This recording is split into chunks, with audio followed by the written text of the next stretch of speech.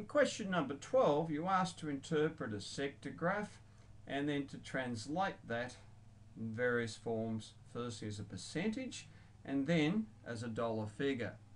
Now, part A is about estimation. I'll leave that up to you, but you can see something like the wages closing in on 50%, probably in the 45% category.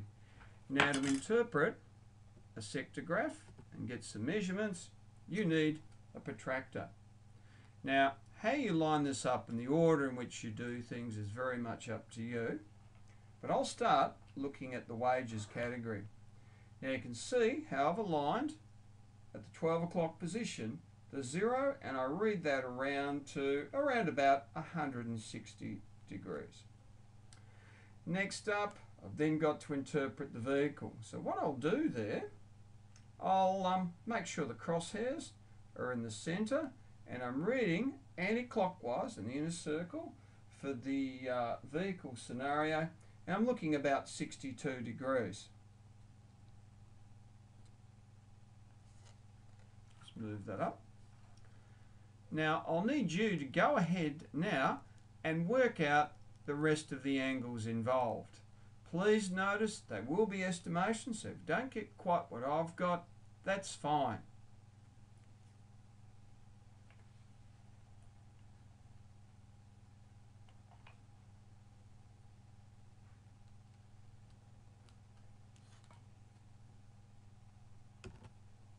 Having gone ahead and found my approximate angles, yours may differ a little to mine, that's okay.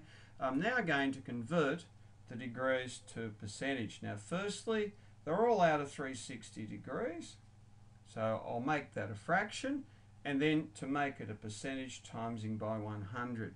Now each of these in turn, divided by 360 times 100, gives me a total of approximately 44%. Now, later on you'll be asked to find out how much that transfers out of 20,000. So having got my 44.4%, I'm going to divide that by 100 and times it by the 20,000.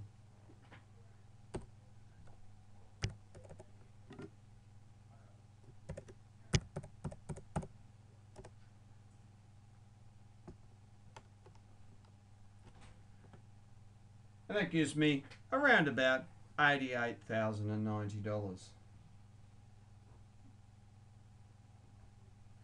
Now, you'll follow this process through for the rest of that and see how you go. So divide by 360 and then work it out of a total of 20,000. So I'll do the next one.